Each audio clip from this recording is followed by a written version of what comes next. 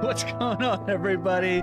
Thank you for joining us. It is, without a doubt, the best actual play live stream that has ever featured on Twitch in the history of live streams. This is Beckoned Blackest Night, which is our Curse of Strahd actual play live stream. It is gothic horror at its most gothic and horrible. Mm-hmm. That's Where the right. vampires are not hot because Sven is mean. That's been done. I like to blaze new trails. My vampires are unattractive. That's right. I've gone that creative direction because I am a trailblazer. Speaking of blazers, Christian, you a blazer guy? You like to wear a good blazer? I do, actually. You do? Actually, more so than a suit. I think a blazer looks really classy. It kind of gives like what's it? The like English show with people that beat other people up, and they've got the hats that have the razor blades in them. Oh, Peaky Blinders. Peaky Blinders. Yeah, Peaky a Blinders. good vest gives really cool Peaky Blinder vibes. I wore a vest the other day. We went to a gala. Believe it or not, I do actually go out from time to time. I get out of my little Dungeons and Dragons basement. I crawl up into the sunlight, or in this case, the moonlight rather, because it was at night time. And I physically went to a place that was crowded with all these other people. Like, I don't know if anyone's done a thing where there's a whole bunch of other people around you. Every single night. Every single night you do that? You go out? What do you do when you go out? You wear a blazer? You wear a vest? Now, the events he goes to, he wears nothing. Yeah, no, I don't wear vests because I'm not a psychopath. I was about to say, Sven, you seem really invested in telling this story. Well, I just like to talk about my vestments. What can I say? Everybody drink.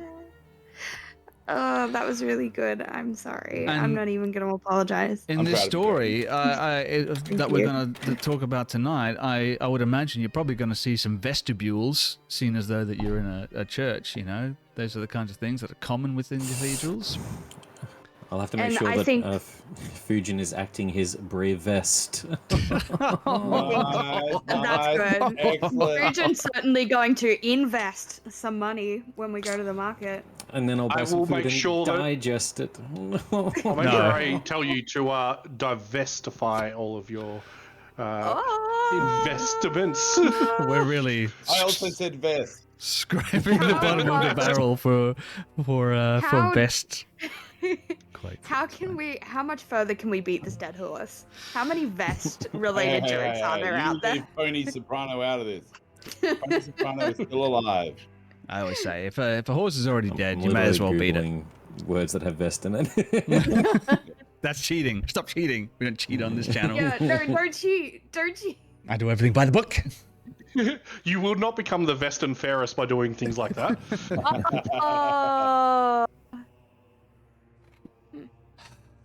What has become? Use a good Lego vest.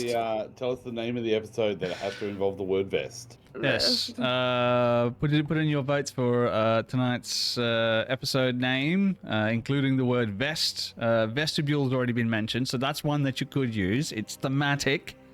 So the best of us. Oh wow! Hang on. And you know what's even more fun, right? That works when you say it in a vampire accent. That's funny. No, that's okay. That's I'm not ready for D&D. I just want to give our resident wizard a shout out for the excellent recap we got in chat. That's fantastic. Leave it up to the accountant of the group to give us a beautiful, beautiful account of what's happened so far over the last 22 episodes. Is he a wizard? Can he heal? I don't think wizards can heal. I'm a sorcerer. Listen, I'll go with my story. He uses magic. Sorcerers are useful though, so like you're like half sorcerer. Yeah, sorcerers are useful. Accountants are not. These are just facts of life, or undeath in this case. Speaking of recaps, in last week's episode, we introduced a fun new little mechanic where we talk about the previous episode. We do a little bit of a recap of what the driving forces behind each of our characters' choices were. Now, I did write this down somewhere, but I've kind of forgotten what they were. Oh yeah, I've got it.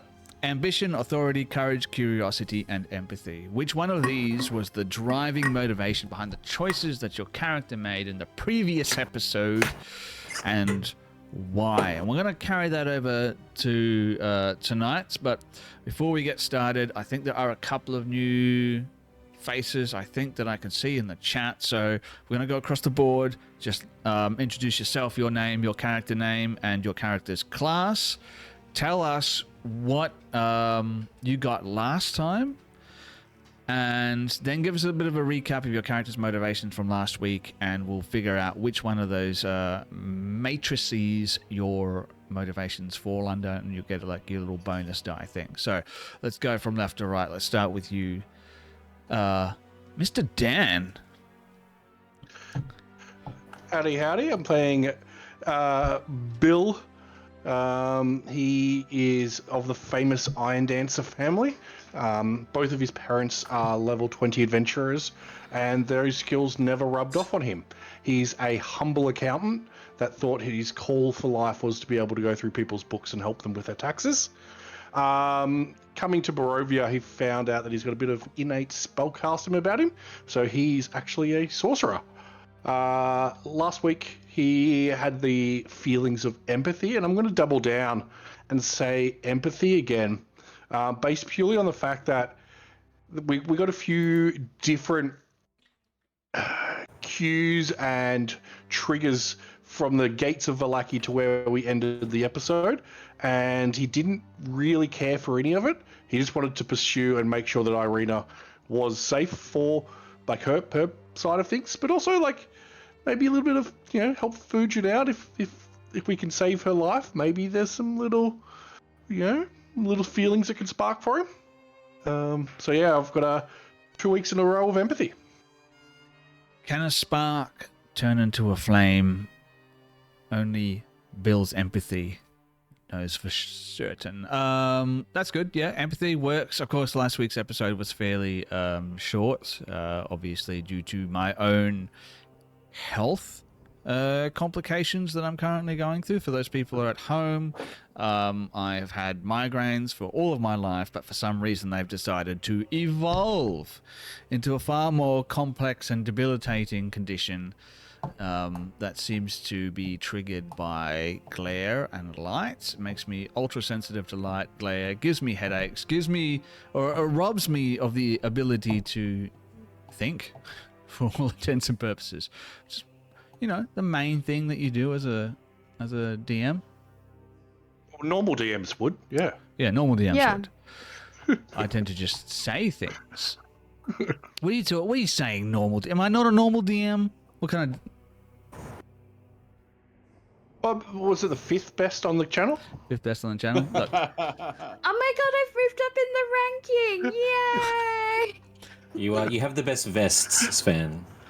I have the best vest. That's right. I might chuck a photo of me in a vest up on the Discord, and you can all say, "Hey, do I look good in a vest?" I think I look good in a vest. I look very roguish. You could almost say that he is the vest. Unlike that joke. Oh. Moving on. I mean, it was horrible, but it's fine. Speaking of things that are fine, Mod, what do you got for us? Yes. I basically functioned as a voice of reason on the last episode. Reason? Okay. For some reason, we were picking a fight with the guards instead of just walking in. And I feel I was a bit of a communicator, very keen to achieve our goal. I'm going to go with...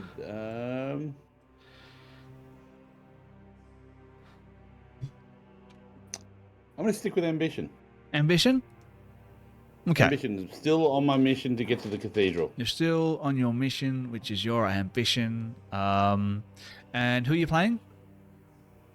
I am playing Tane, a orc paladin, though in his heart he just wants to be a hero. And speaking of people who just want to be a hero, Grace, what do you got for us? Hi everyone. As Sven said, my name is Grace. I am playing Thana, no last Thana. Oh my god. I shouldn't have gone after Mod. I am playing Thana has a lisp. Thana.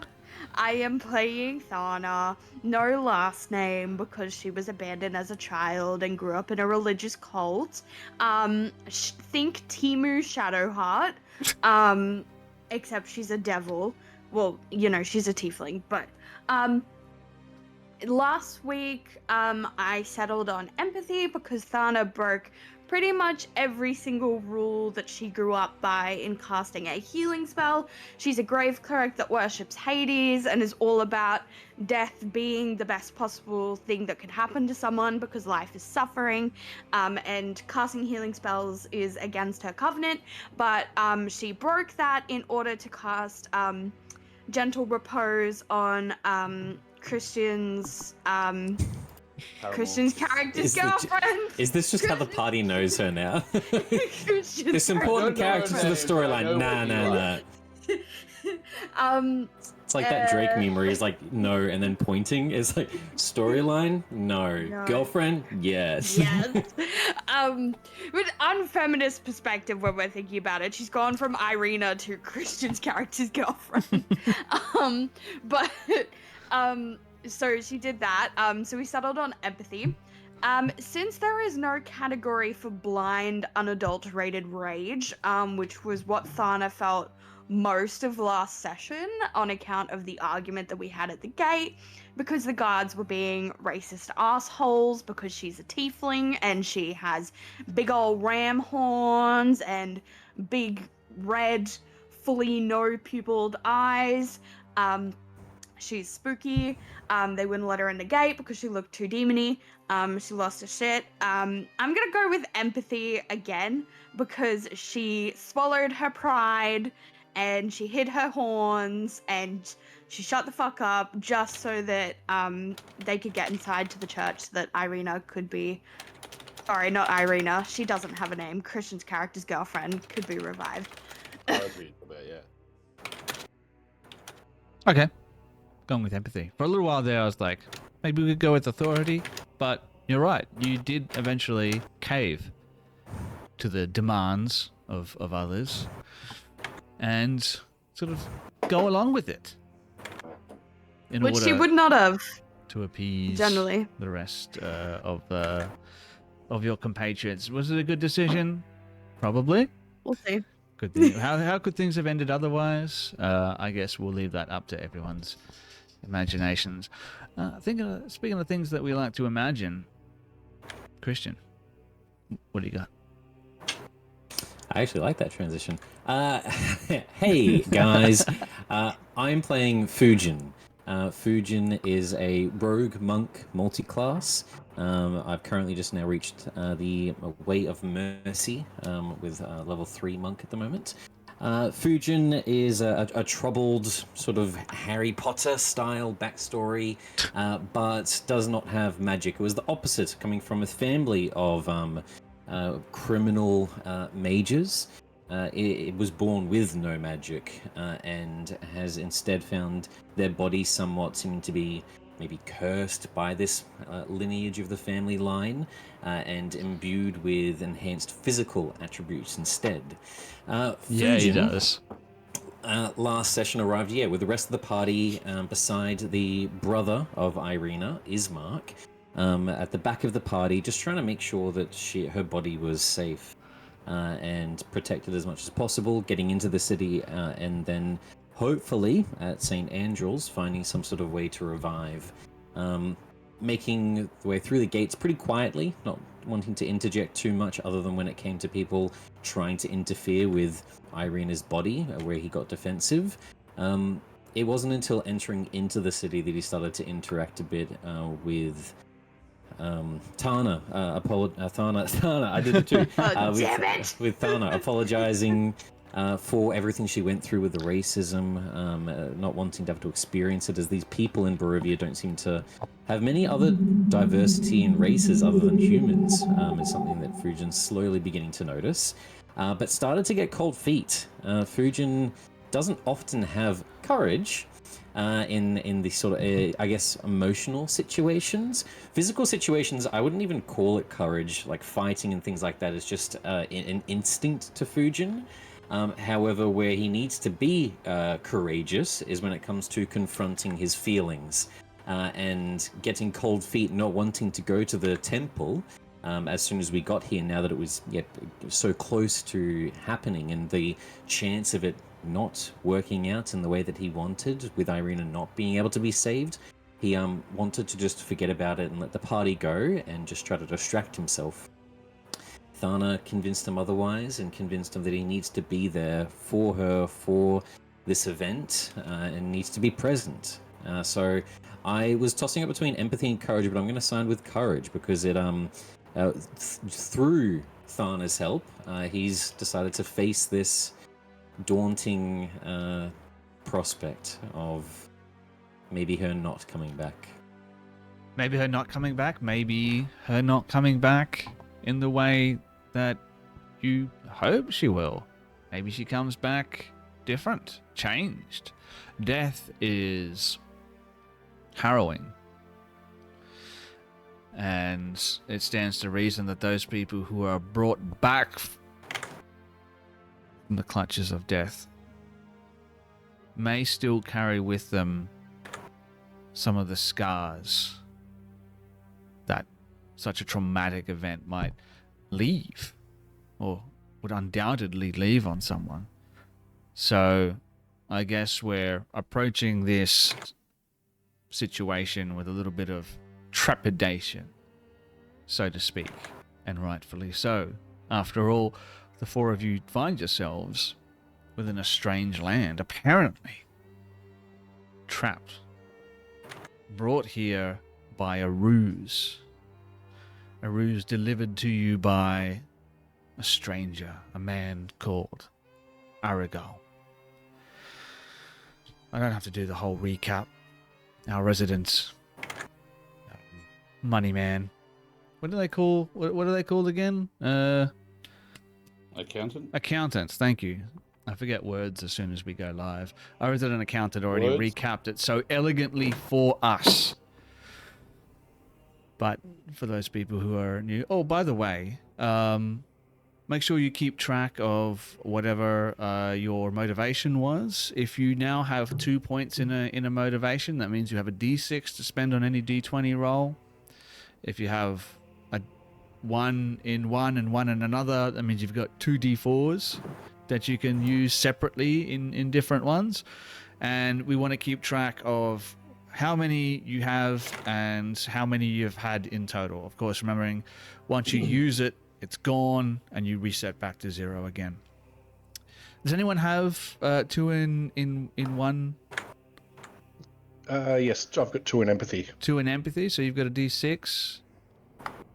Mod, you've got 2 in empathy as well. I feel like there's a lot of empathy. Ambition, that's right. Ambition. Ambition. You're an ambitious man. You just want to reach your goals. I have been, so much so that I would point out to you that somebody just spent money on the Taroka deck and it has chosen Mod the fates of the Seer. The fates have called out.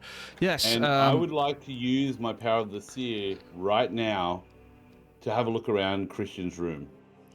Christian, turn your camera around, please. But I like. I want to have a look around the room, but then I want to use the bonus action to use listen. We're going to see things that we don't want to see. Between listen and see. Show me, Christian. I'm using a magic power. I would like to counterspell, please. Damn it! Is this 2024 counterspell or is this 2016 counterspell? Con saving throw, please. Nerd shit. You're a monk. You can't.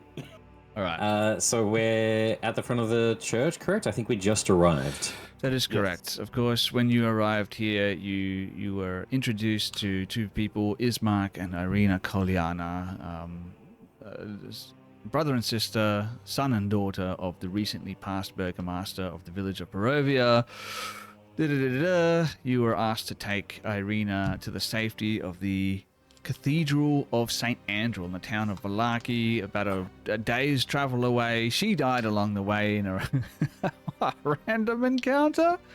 My God. And then you continued on, and you now, of course, find yourself, as you put it, standing in front of the doors of the Cathedral of St. Andrew. I can give you a little bit more of what that looks like. Like I said earlier, it is a large stone cathedral, much larger than the Church of the Morning Lord in the village of Barovia.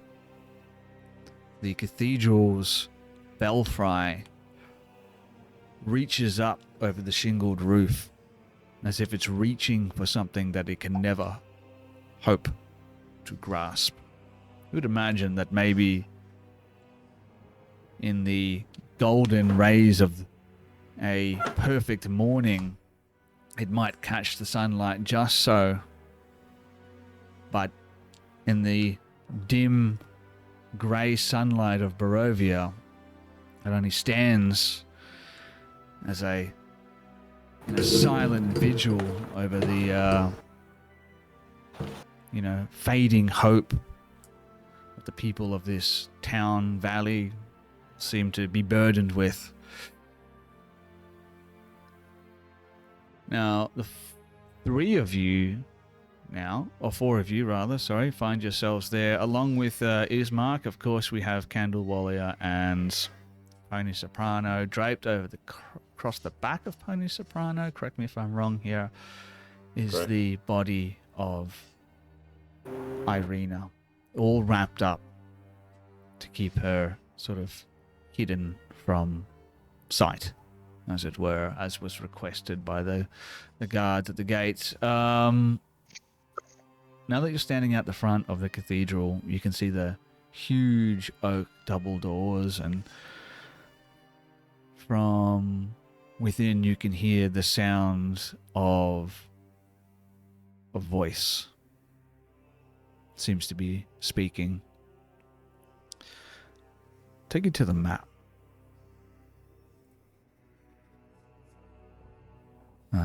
When I find it.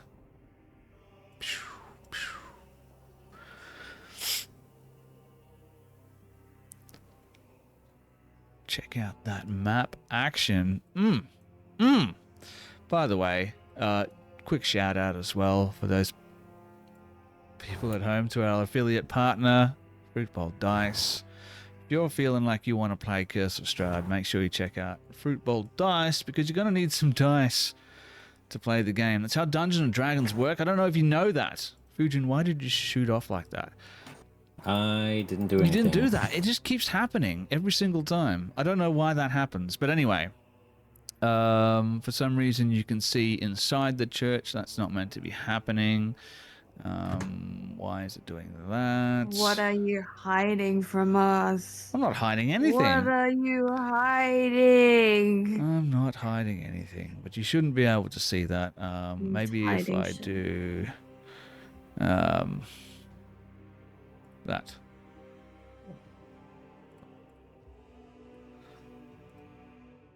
No, didn't work. All right, doesn't matter. Anyway, you can sort of see the interior of the Oh, actually, I know what I've done wrong. I need to do this. Boom source. No, can still see it. Ah, no, there we go. Wonderful. Okay, standing out the front, you can hear a voice echoing, maybe underneath the cracks in the door. Clairvoyance. Ismark turns towards you guys and he's like, it's been some time since I visited Vallaki. I have not been here since I was a lad with my father. I know that the Father Lucian here is. I remember him being a kind man, but don't necessarily know what we're walking into here. I think we should perhaps proceed with some level of caution. Hold our cards close to our chest until we know that we're in a place of safety. I think if the events of the last few hours have told us anything, it's that perhaps there is no true safety to be found. I hope I'm wrong.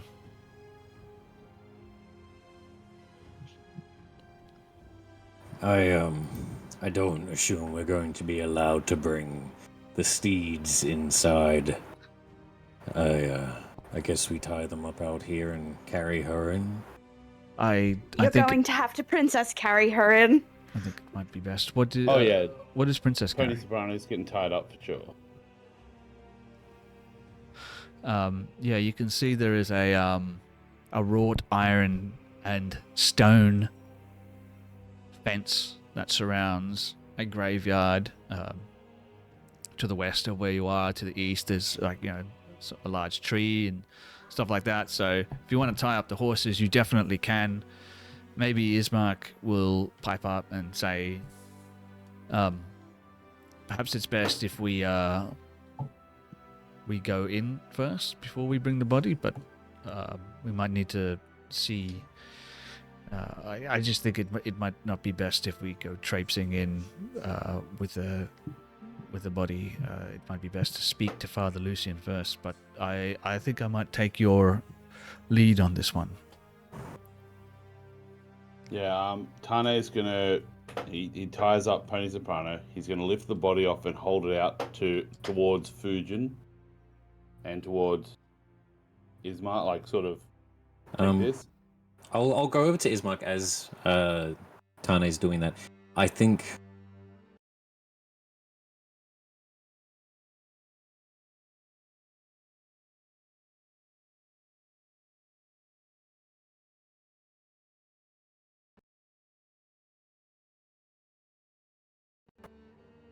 we need to confront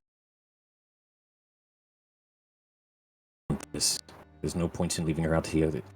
We're on a clock, and that's only been extended thanks to Thana. We don't have time to be wasting with formalities. Can you guys see me at all on the camera? You're upside down. Yeah. Frozen and upside down. Frozen and upside down. I don't know what just happened. Let me just press some buttons here. See, my whole computer just freaked out for a second there. I didn't even catch anything that you just said. Yeah, it went all gravelly and robotic. No, I'm it's glad good. that I wasn't heard me. No, okay. No, I heard everything. So You I think heard it was everything? down still. No, my camera went upside down. Everything froze. I couldn't hear Christian. Not everything froze. I could still see you guys moving about, but Okay, I my cast gods. clairvoyance to see what Sven's doing then. All right. Give me a moment while I try and fix this situation. Just talk I'm down amongst to it, yourselves. Is the stream still going? Yeah? It I can Appears to see be. me. Let me check the sound. Okay. I'm going to It's try. fun. Just stay upside down for the rest of the stream. He No. cast spider climb on himself. DM is Strahd, Gladiator 89 Yep, nailed it. has figured it out. Yeah. Thanks for ruining the ending. Wow. Thanks for ruining the ending, Gladiator. Now we know the DM is Spoiler. Strahd. What is happening? Damn it. Spoiler. All right. It appears my cameras have completely gone mental. Oh, now you're a massive person. Yeah, so Yeah, I've just massive gotten upset. rid of that entirely. So there's no camera for me for the people at home. I don't know what's happened or why it's happening. So I'm going to put something in instead right. for a little bit, just so people know that there is an inky void. A of- vest. Just a vest. That's Yes. just a picture of I like a it. vest. I should try and get the picture of me in a vest up there. You guys, does anyone want to? You know what? Actually, you know what might be a good time? We cut away from that scene. We open up to something else entirely. Grace, would you like to take it from there while I fix this camera situation up? I would be honored. So, I mean, Sven gave us some homework. And in true Grace fashion, I decided to do this instead of my uni coursework. So, you can thank this for the fact that we don't have enough social workers. If you're struggling at home, I take full responsibility for all of your life's problems and the fact that you can't find help. Yep, it's my fault. But I have, well, we've all written like a little pre-campaign scene. I'm just gonna jump straight into it. I'm getting really nervous. Okay. All right. Take a breath. Take a deep breath. Oh, Let it it's because I settle. wrote it.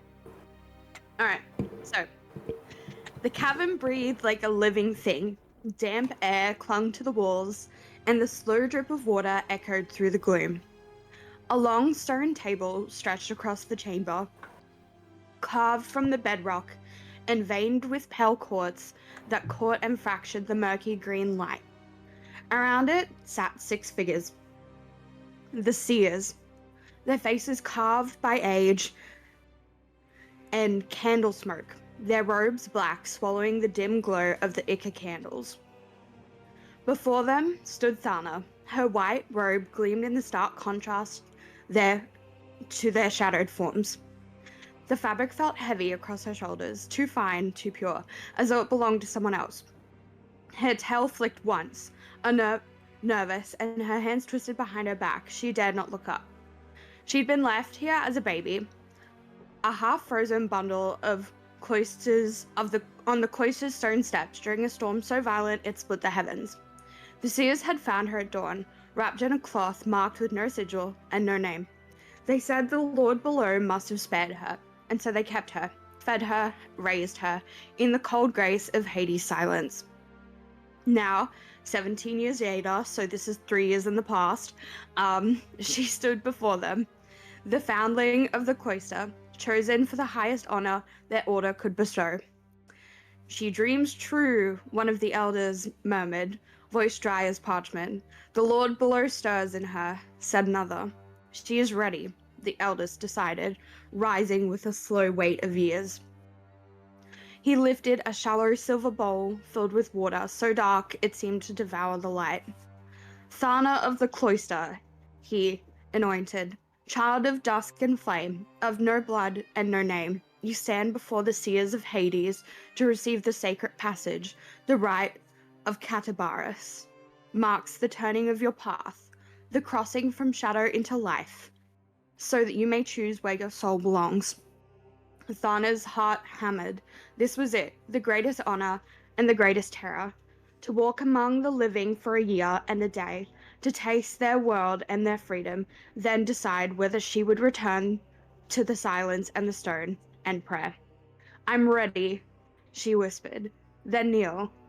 The stone was cold beneath her knees. The elders dipped his finger into the black water and drew a line down her brow.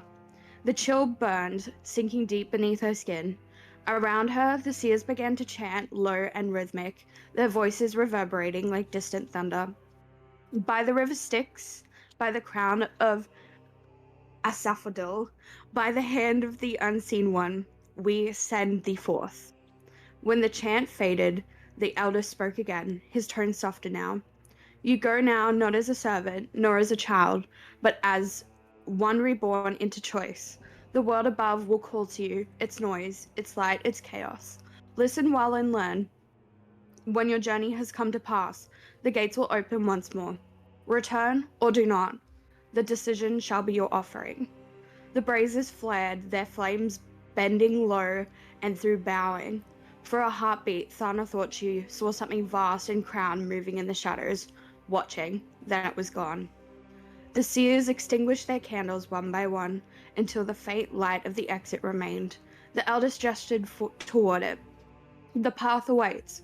Walk well, Thana of the cloister. Let your descent be rising also. She bowed, low, her throat tight. The air of the upper tunnel smelled faintly of moss and rain, alien and alive. She turned and began to climb, her bare feet on the silent stone. At the threshold, she paused and looked back. The seers had already vanished into the dark, the only family she'd ever known swallowed by the earth. Then Thana stepped into the world above. The Katabaris began, not as a descent into death, but as her first breath of life. Beneath the cloak, tucked close against her ribs, a few torn pages rustled softly. Scraps from a forbidden book the seers had tried to burn, faded inked marked diagrams of hands and hearts, lines of light and restoration, healing magic, outlawed in her cloister. She pressed the pages closer, biting her lip. She knew it was wrong to know these spells, let alone have these pages all together. But she couldn't shake the feeling that deep down, for whatever reason, these spells would lead to her destiny. Thank you for coming to my TED Talk. Excellent. Well done. Love it. Wonderful. I can't help but point out how poignant it is that your cutscene features the word seer so prominently when Mod drew the seer card from the Taroka deck but moments ago. Yeah, Perhaps. that's kind of spooky, but It is I've almost tried to use it Halloween. 3 times now. All right. We're back on track. We have a photo of me being glorious for all the world to see. Christian, you still with us? I'm gonna go with He's no. on headphone-based mute in Discord. Ah, right. He must be off doing some important business. Mod, do you actually want it? Oh, someone just drew a new card. Gladiator. Thank you so much. Mod, I'm going to give you a chance to use that seer card before it is taken Yes. away from you, though. Yes. Would you like to use it before we... Yes, I said it 3 times. okay. I cast it inside the goddamn church. Casting Oh, no, it you're inside full the of church. Let's talk about clairvoyance real quick. You create an invisible sensor within range in a location familiar to you, a place you've seen or visited before. I'm gonna say it's not outside of reason to think that you're standing outside this church. You know where the inside of the church is. You can put that on the inside of the church. It makes sense. It is an intangible, invulnerable sensor. It remains in place. When you cast a spell, you choose seeing or hearing. What do you choose? Well, the reason I chose to cast it was when you said you hear chanting, I thought it'd be nice to do give you a chance to describe what's happening in there. So I'd like to look first and then switch to the chanting. Can you do that? Yeah, bonus action to switch. Oh, you like to look first. Well, just so you can describe the inside of the cathedral to make it easier for you. Absolutely. So I am a DM-friendly player that casts clairvoyance with precision. maybe we have a close-up shot of Cinematic time. Tane Nui and for a moment the world around him, and Oh, you don't fully understand what's happening. Yeah, you grab the tip of your nose or the bridge of your nose rather, pinching it tightly. You feel like something is putting pressure on your head for a moment, and then all of a sudden that pressure begins to release, and it's like you're my mind. seeing. It's searing. It's searing. It's like an image overlaid over the top of what you normally see.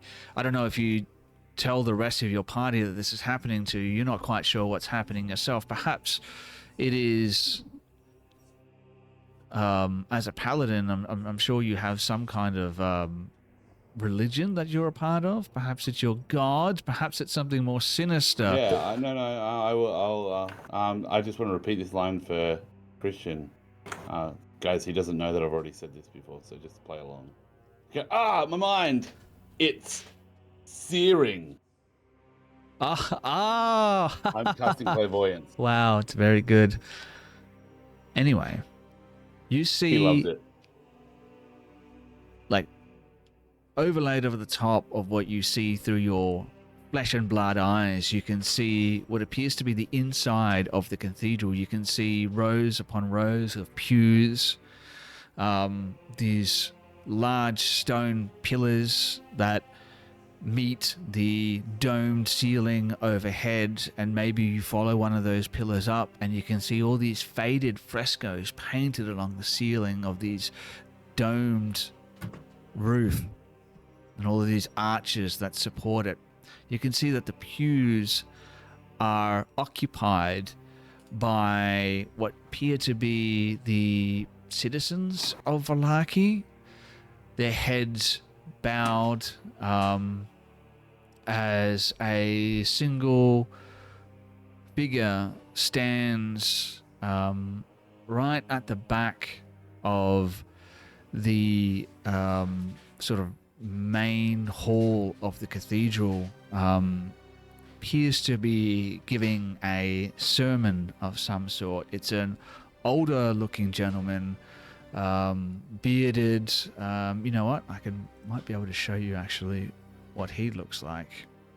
You can see there's roughly between 10 to 16 people or so sort of lining the pews. I will be describing like, there's like 50 people inside. So all of a sudden, guy with a beard. Tane is having this vision just out of nowhere. He's wearing like gold and white clothes. He's got a beard. He looks kind of cool. And I want to switch to sound. And do I hear like a whim away, a whim away, a whim away, a whim? That sort of chanting, or?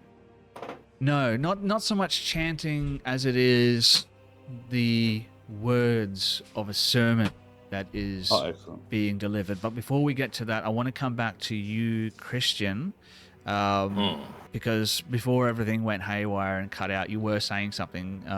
Could we go back to that, or? Yeah. Yep.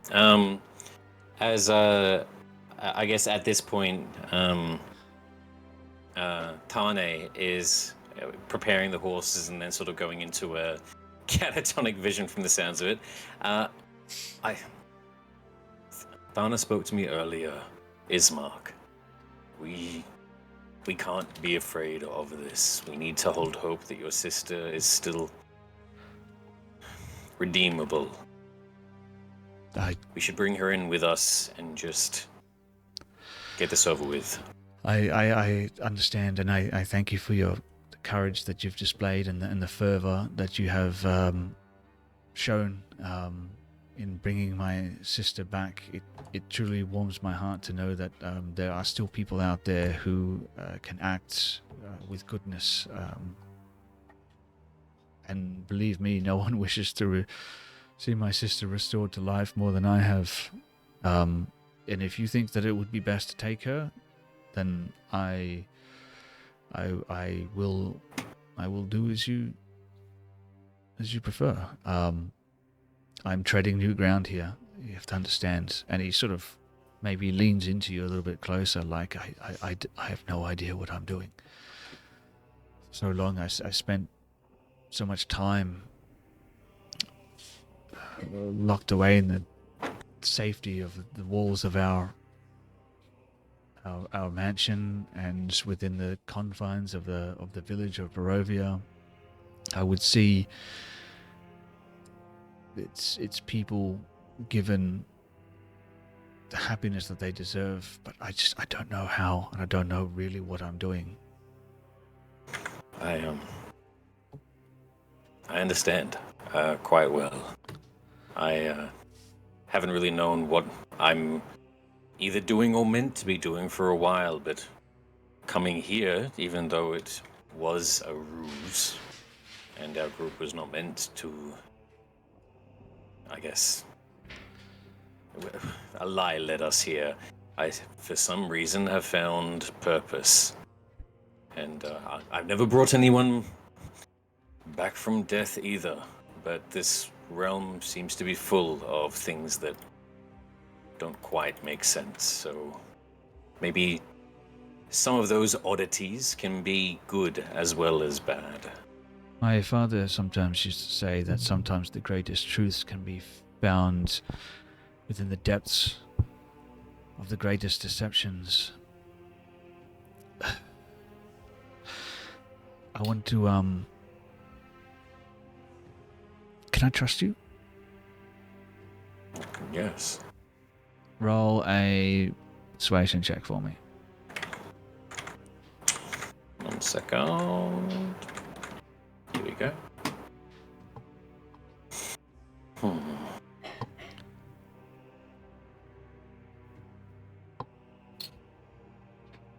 13, but just to...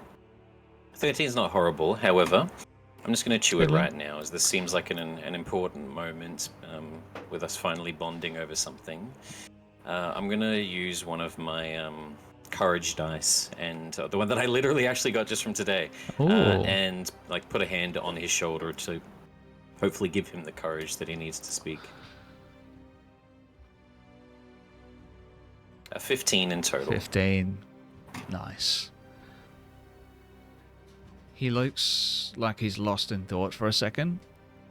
And then he reaches up and he puts his hand on your forearm and like looks at you and he like nods. He's like, I wanted to show you something. I wanted to say something earlier, but I wasn't sure what it meant exactly. I noticed something. And he looks like the weight of the world is on his shoulders at this point. He looks a combination between grief and pain and mourning and anxiety is sort of all starting to show in his expression. And he looks back up towards you and he's like, maybe I should just show you. Come with me.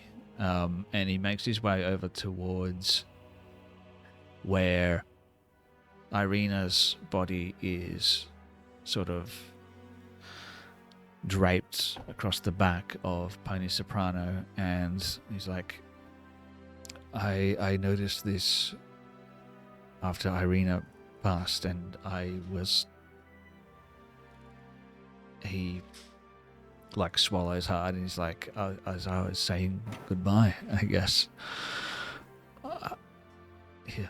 And he reaches over and he pulls aside part of the bandaging that she sort of has over her body, and like sort of like around the back near the neck area, which was sort of covered up this whole time by her outfit. And you see, you know, amongst the dried blood and whatever, 2 pinhole depressions in her neck, sort of towards the back, so you couldn't really see it when you're facing her straight on. And he's like, do you remember the boy, Father Donovich's son, Doru? He had something similar. You think that the state he was in is something that has befallen her? I pray to the Morning Lord that that's not the case. After what happened to the poor boy, the look I saw in his eyes, I don't want to see that in the eyes of my sister, that animalistic rage, fear, the pain would break my heart. But I don't know what this means exactly, but I feel like perhaps I was too late in getting her to safety. Could it be that the devil... And he just stops and speaks even quieter. Could it be that the devil got to her before I could get her to safety? In Fujin's mind, he's going to be thinking that this probably explains... I'm going to chalk it up that he's not thinking too much about vampires or the knowledge of the creature or the bite marks, just due to his intelligence. Fujin's very low intelligence, didn't get taught too much book smarts, but wisdom-wise is very high. And right now we've seen very similar situations. It's probably what is happening to her, and it's probably explaining why there's so much interest from this dark prince on her, why he wants to get her so much, why there's this weird love triangle, like what made Irina special. And maybe this is it. Maybe this dark individual is collecting people. And Donnie, her, were some of the people from Barovia. But for now, Fujin's going to sort of just swallow that thought down for later, as he's starting to spiral. Stop. She's not like Donnie, even though she has the bite, and we have no idea how this works. What was affecting Donnie, if something's affecting her. If the magic that I just want to point out, Thana did. Doru. It's Doru. Doru. Yes. If Thana's magic maybe has intervened, if there is some sort of a process, I am not a wizard. I don't want to associate with mages. I've had a bad past with them, and nothing good comes of magic or trying to understand it. I am afeared. I believe I may have been naive before, but I've had my eyes opened by what's happened over the last few hours. What if she comes back and she's not herself? What if he's already corrupted her soul somehow? We'll cross that bridge when we get there. Okay. I trust you. And we're going to cut away from that, and we go back for a brief moment, and we see Tane and Yui's and his episode, and maybe we see his eyes sort of unfocused as he's seeing two images laid over the top of one another, and then we can start to hear like the sounds of an owl in the distance. Perhaps we see a raven come flying up and perch in the arch over the top of the doorway, and it's like cawing begins to go all distorted as the sound begins to switch from what Tane is currently hearing to the sounds that are coming from within that invisible sensor that he is sort of seeing, because of the unpredictable nature of whatever it is that's happening in this valley. And you can hear the sound of a deep, almost calming and baritone voice speaking to his congregation, presumably Father Lucian. He's like, "Brothers, sisters, children of the morning, Lord. The night presses close upon us, the mists whisper, and the wolves call, and it would seem to any eye but the faithful that the light of the morning, Lord, has fled this land. But I tell you this, the light never leaves.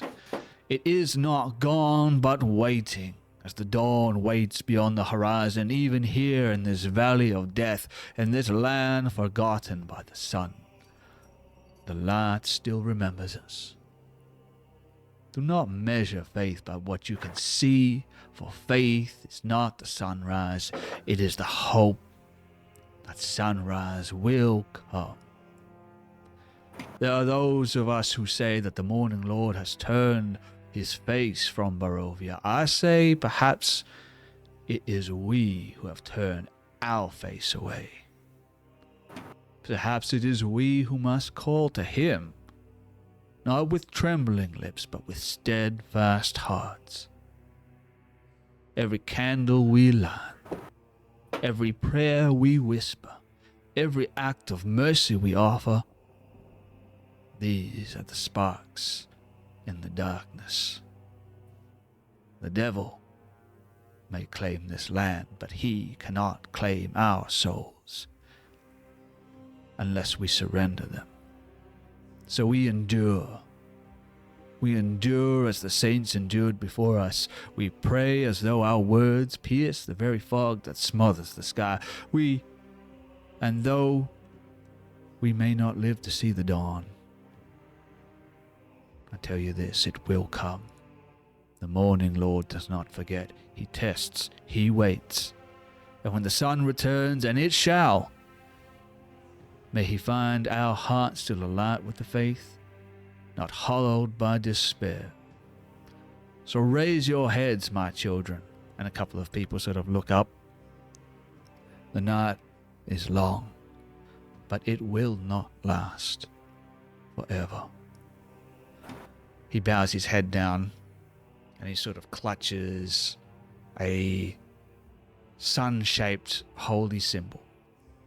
And everyone sort of bows their head at the same time. And this, everyone says in unison, so that the sound of it echoes across the entire chamber. Morning, Lord, keep us in your sight through the endless night. Let your warmth find us again.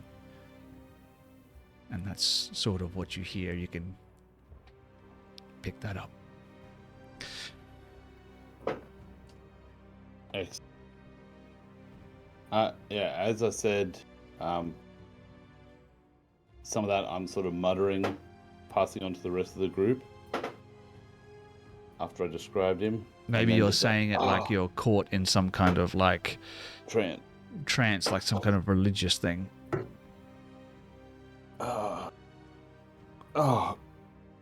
You okay? I just saw what they seem to be doing a ceremony, preaching to the morning Lord and waiting for the sunrise. And then preaching or my gut says it was good, but can I do like an insight roll just to sort of? Oh yeah. You know I like to roll dice. Yeah. I remember back to the basement, and the last preaching and chanting that we heard was not the most welcoming situation. Yeah, like flashback to the trash monster that nearly killed us. Yes, exactly right. I got an 18. An 18 on the insight check. I'm going to say it seems to you to be authentic. Excellent. Right. I think they are like pretty authentic, and I'm going to pick up because I did pick her up before, but then I put her back down when they had that long conversation, and I think so. I pick her up again, go to Fujin. Well, I think that was kind of like happening before sort of you were doing your thing, so we went back and forth a little bit. Yeah, I'll probably be honestly like checking on you as you come out of the trance, and Ismark will probably already have her. I would have allowed him to. His sister. Excellent. And then I wind the windows up on the horse and beep, beep, and put the alarm on so that the DM can't hurt my horsey. That's the anti-DM alarm.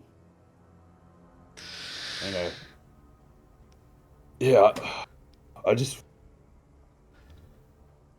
talked to William about this whole resurrection thing, and listen, I was dubious before, but after what I've just seen, maybe this is the guy. Let's go. Better him than me. I'd prefer not to do it personally. And she sort of follows him hang on, behind you them. could do it? Well, not now. We just came this whole way to... anyways, yeah, let's go. Let's go in the church. All right, who's opening the door? I would like to, unless Fujin being... Fujin's probably beside Ismark, maybe still, despite being courageous enough to come here, thanks to Thana, is still very nervous at the moment, so probably lingering a little bit in the middle of the party. Tane 100% was just filled with vigor from that vision that Ugmar gave him, and he will tavern kick the church open if need be, but if it opens easily, he'll do that. It opens easily. You can kick the door in if you want to, but you could Please just open it. Please do not kick the door in. I kick the door in. In a heroic fashion, not in a destructive fashion. The doors go flying off their handles, careening across the hallway. They crushed 13 innocent onlookers. Father People Lucian, start we need screaming. help reviving 14 people. An elderly man jumps through one of the stained glass windows. 15. Children are 15, we need crying. help. 15 people. We need help resurrection. You hear a child say, "Mummy, Mummy, why is the big man hurting everyone?" No. Okay, you open the doors and you make your way in. No one really... Maybe a couple of people sort of stop and look as you open the door. But everyone sort of has their heads sort of bowed in their own sort of solemn personal prayers as you enter into the church itself. You can see there are people lining the pews. It is quite a large building. I think from front to back, it's like, what is it? Over 150 feet. You can see the priest, Father Lucian, presumably standing at the back behind a sort of vestibule or altar or whatever religious people call it, and Ismark might make his way in like right behind you as well, sort of carrying the body. And as he walks in with the body, maybe you start to hear a few people start to like whisper and like, what's going on? Who's there with these people? Just say your prayers. Lucian will take care of it. And I am Tane Nue, and we are the mighty party of William Bloody Iron Dancer. Please. And we need your assistance, Father.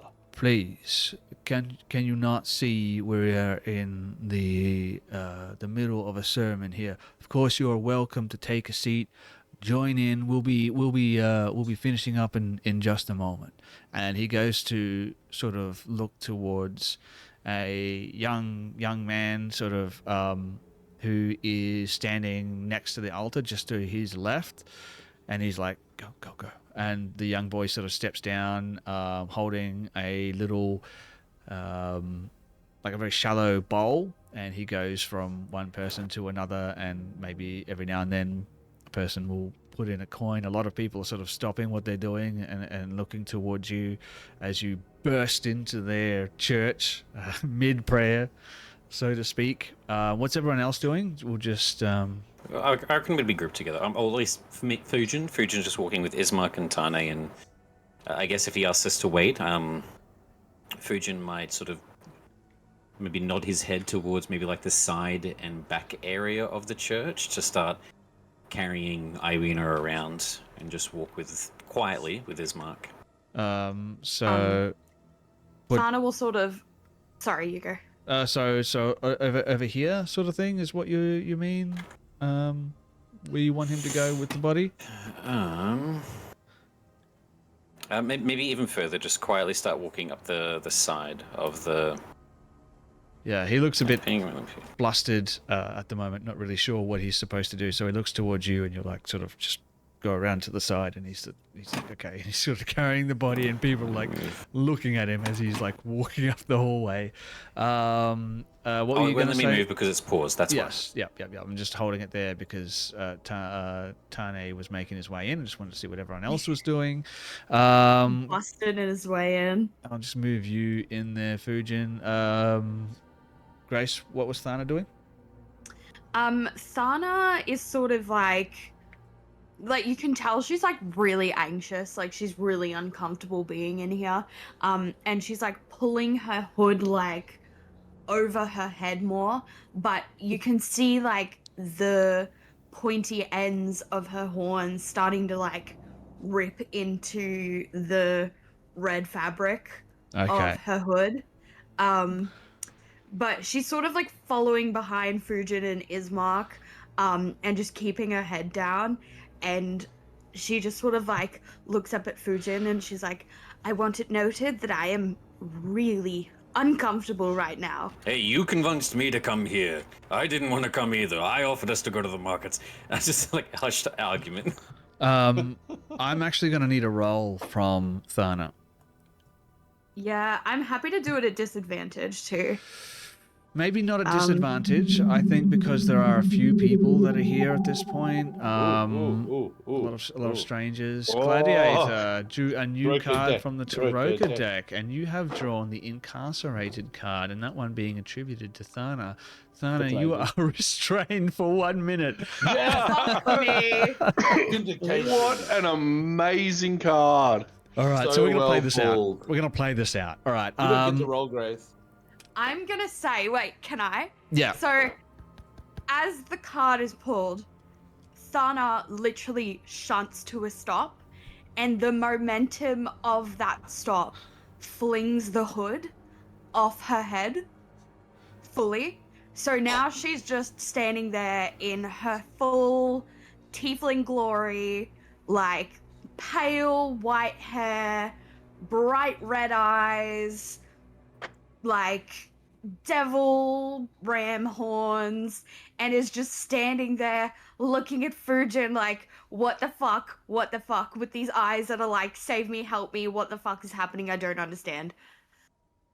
I'll, as quick as I can before hopefully anyone can notice, try to like reach over, grabbing her hood and I guess like surrounding her in a bit of like a hug almost to like cover her.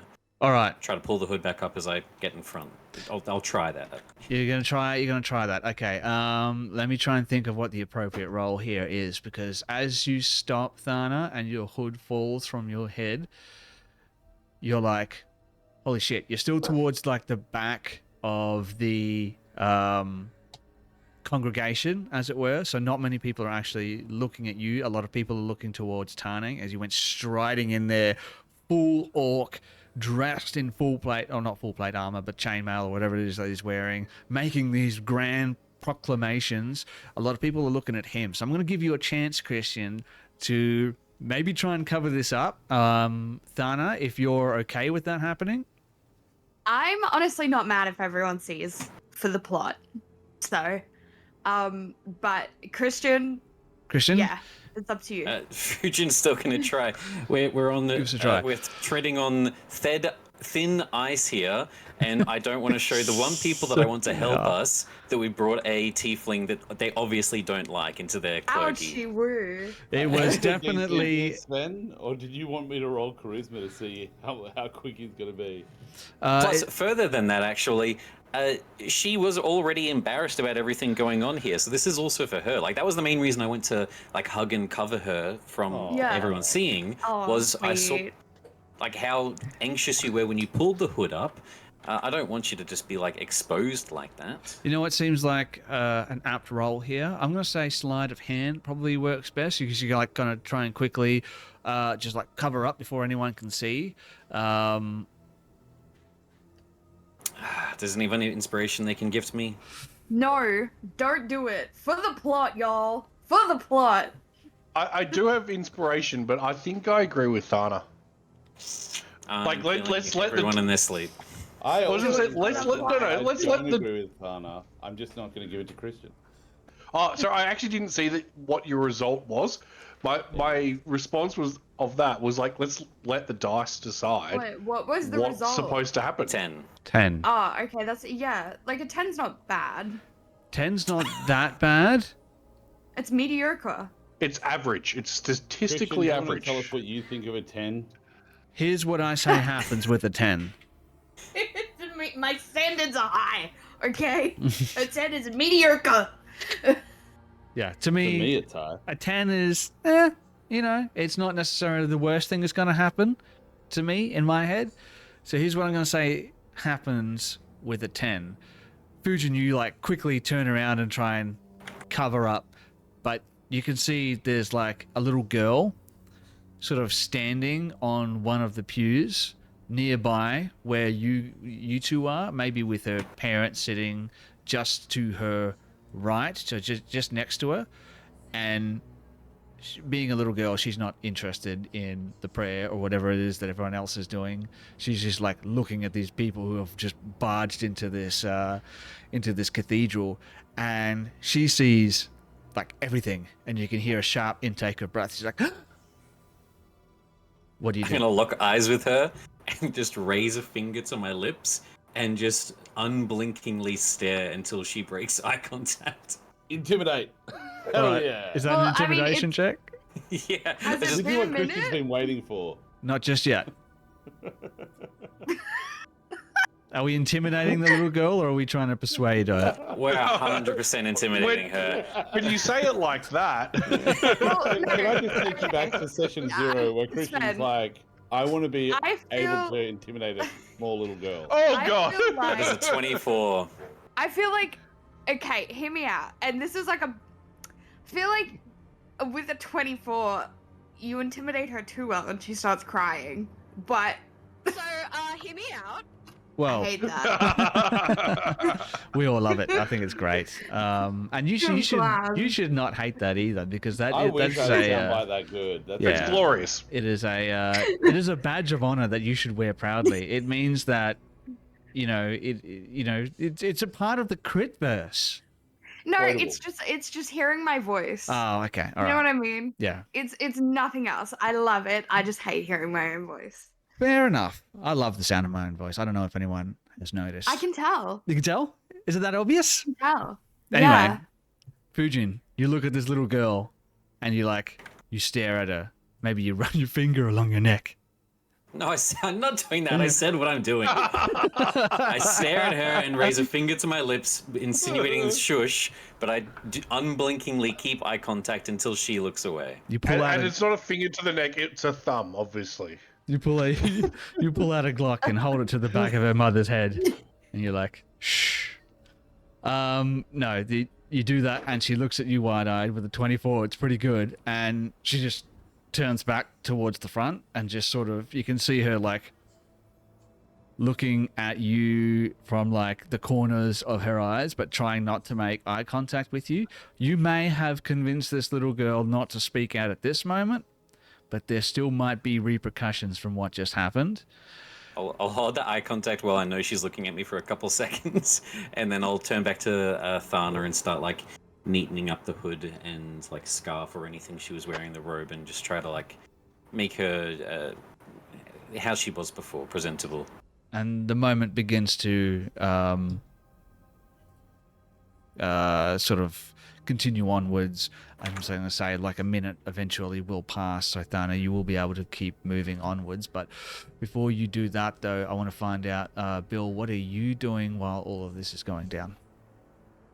So Bill would have followed Tane like within 5 feet all the way up until old mate said, take a seat, we're in the middle of something, and he would have listened to that and taken a seat. All right, I'm just going to put him there. That probably seems like the right place. Perfect. Yeah, yep. Yeah, so like he's there to support his friend, but now that he knows that he's like interjecting into something that's already in progress, he knows he can wait till the end. So he'll sit politely, he'll do his thing. His And then- his noble bearings kicked in. This is inappropriate. You sit Yeah, down. he knows his place. You sit down in one of the pews, and maybe you look towards the right, and you see there is a shovel leaning up against the pew directly across the main, I don't know what to call it, hallway up the center of this grand sort of open area. And there is a dark-haired, want to say, sort of young man in his 20s, and you sort of maybe catch that he's given you a little bit of like side eye as you sit down, but you're distracted as a young, sandy, blonde-haired boy of maybe 8-10 years old comes and stands in front of you with the little shallow bowl. There's a couple of maybe copper pieces lying in the bottom of the bowl, maybe a couple of little valueless tokens of faith in there as well. Maybe some people don't have any money to give, maybe they just sacrifice something that has meaning to them. And he stands in front of you and holds it up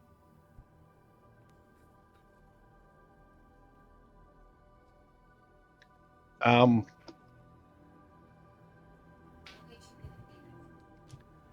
put in 1 gold.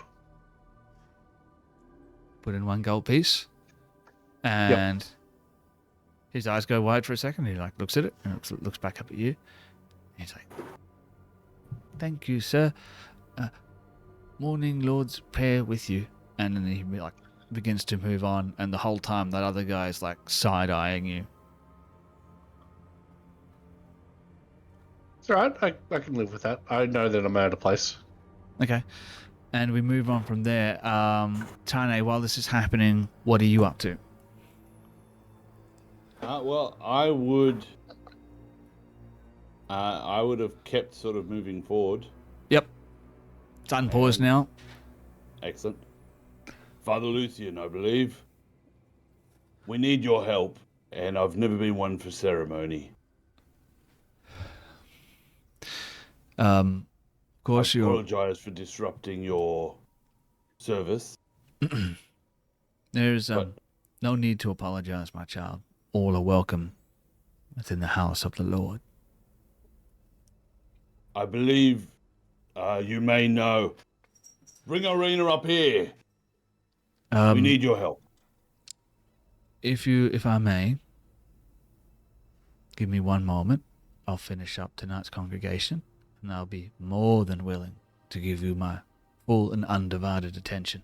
Right, I apologize. When you said there's no need to apologize, I thought you were reading the urgency.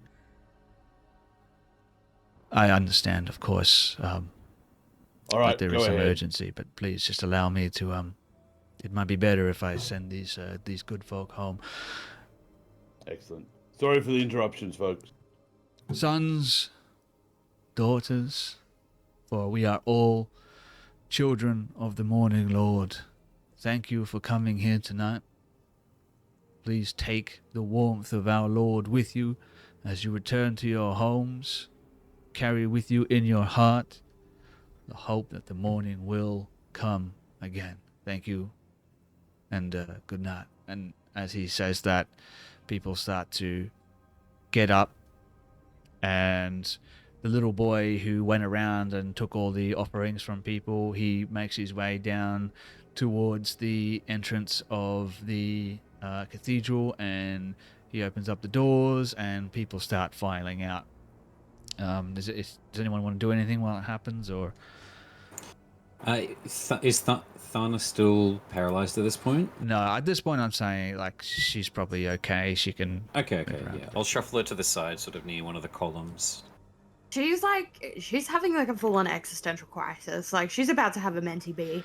She's looking at her hands, and she's looking at Irina and back at her hands, and she's in a church that's not of her religion, and she just cast a spell that was against her covenant. She thinks this is divine retribution. She thinks she's being punished. And as that little girl sort of leaves with her parents, she's sort of like holding her father's hand maybe, and she's like looking up at you just wide-eyed as she walks past. Fujin and Thana, can you give me an insight check? Yeah. I will hiss at this little girl. I will hiss at her. 21. Don't make 21. me have to hiss at this little girl. I You hissed it. am. Hang on. It's just loading. Oh, nat 1. Thana sees jack shit. Thana's having that panic attack. Jack shit here. Thana is literally having a mentee bee. She gets an that's excuse. Is that like a 21 Cardi B? Fujin. 21 for Fujin. Like, you look at her as she walks by, and you can tell she's definitely not going to keep this a secret as soon as she's, like, outside of what she would think is your range of threat. Maybe once she gets home, she's going to try and tell as many people as she possibly can. Whether they'll believe her, you don't know. What that could mean, you also don't know, but that's neither here nor there at this point, unless you wanted to, like, maybe just quietly take her out. No. Cross your mind, though. Come on. No, I thought what Fujin might want to do to try to remedy the situation. The stare down was just the nervousness and panic, but he doesn't want to hurt children. No. He hates people that abuse power, and children are one of the few people that do not have power and need the strong to protect them. So no, he's as she's sort of walking past, he probably honestly feels a little bad and will try to give her what the party was teaching him before, is a smile. And she seems even more terrified, no. and she like tries to move to the other side of her dad as they're walking along, and it's like, what are you doing? But they all leave. Everyone sort of leaves. Thana's Bill, just staring down at her hands. you see that guy with that dark brooding expression sort of grab that shovel as he leaves, and he just eyeballs you as he grabs his shovel and makes his way out of the place. I give like the friendly nod hello. Like yep. I'm not trying to say I want to be best friends with you, but I want to be polite. And I give that friendly nod. Fair enough. And he sort of just does that thing, when you're like you're about to spit, but he doesn't. And then he just sort of leaves with everyone else, and everyone. Ew, he makes saliva in his mouth and then just swallows it? Yeah, Yuck. pretty much. He's a medieval peasant. That's what they do. They do gross shit like that.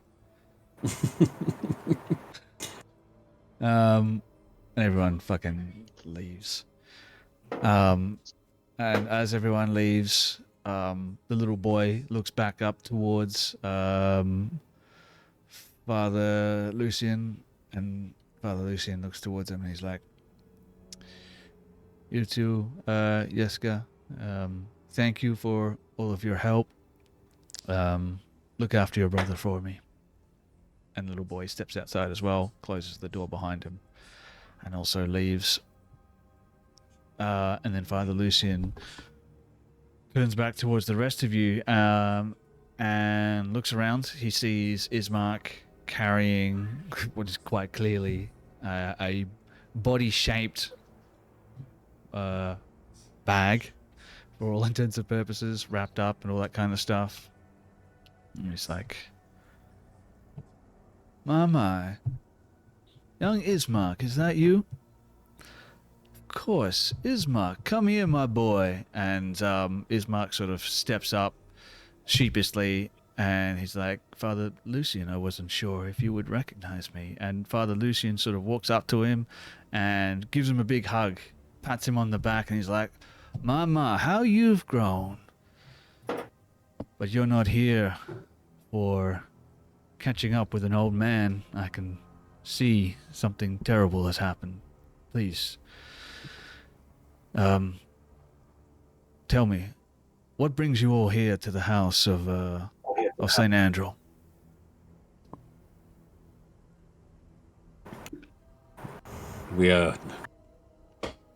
I'll call from behind Bill and Tane and Ismark, sort of just, I guess, standing beside Thana, comforting her, but also using her as like an excuse not to get too close due to that still just gut fear.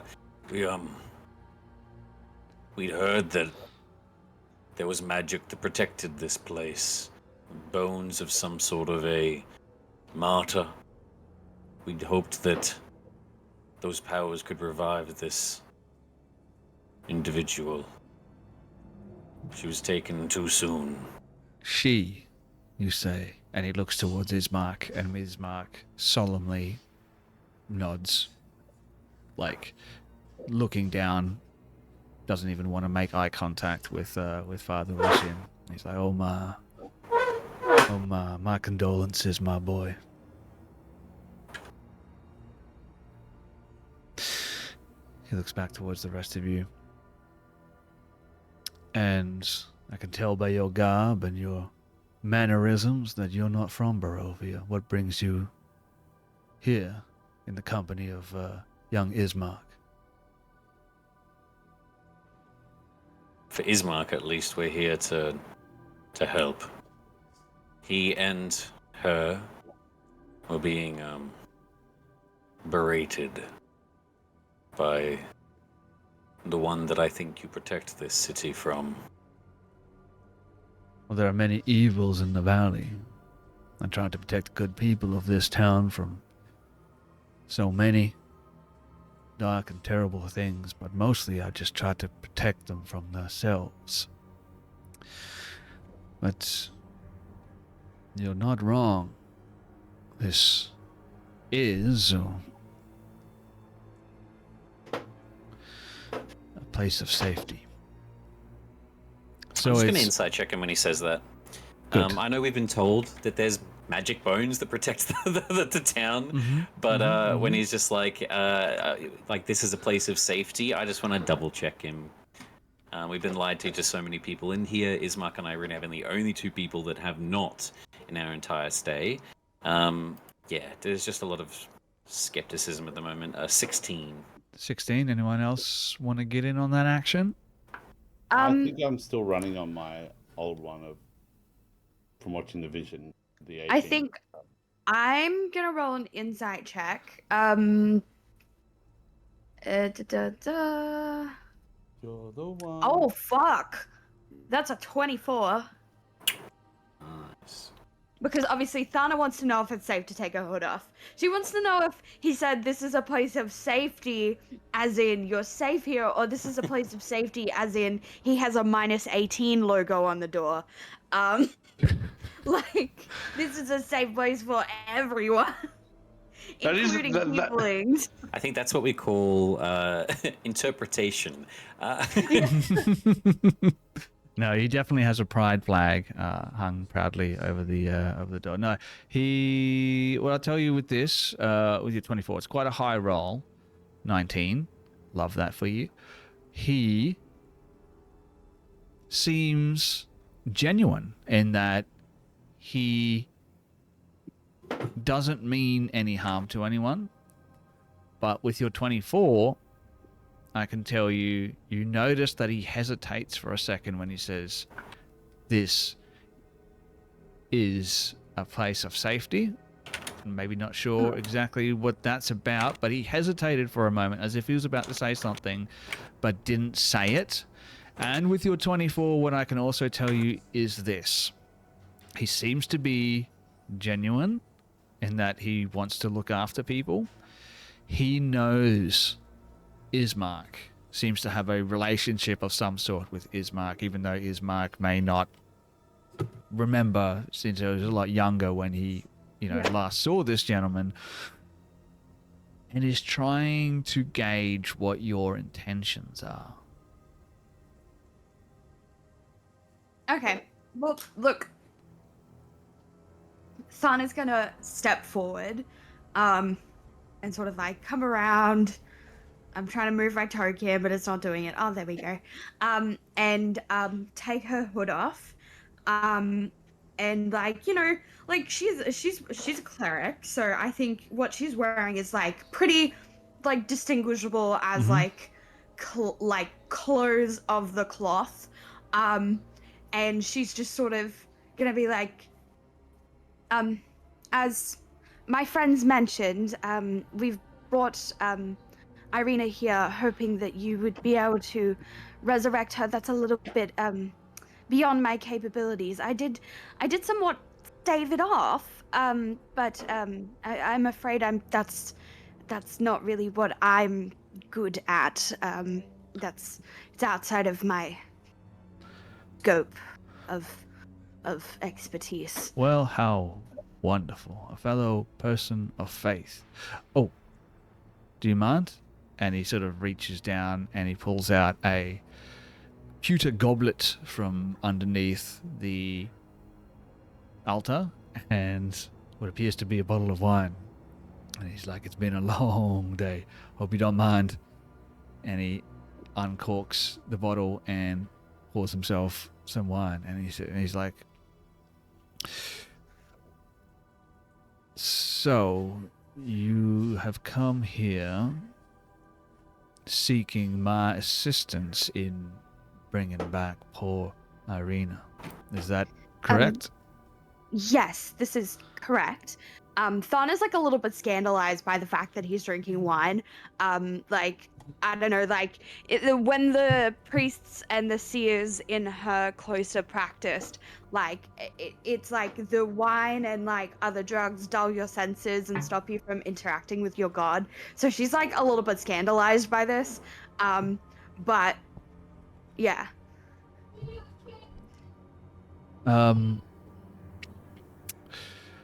So, if you don't mind my asking, what exactly happened to...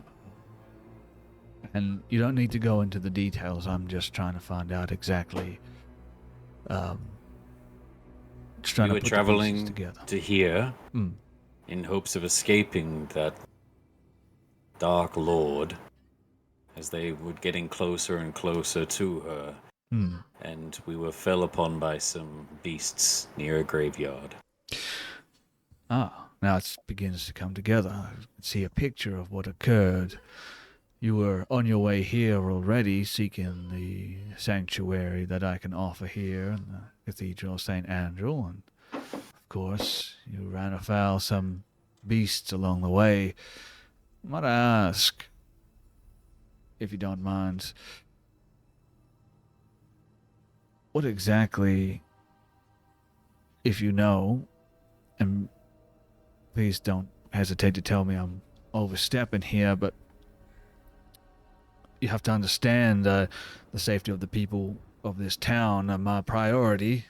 Now, I welcome everyone with open arms and would extend that safety to as many as I could, but I have to understand why the devil would have such interest in Irina, in your sister, Ismark. Is there anything perhaps you can add?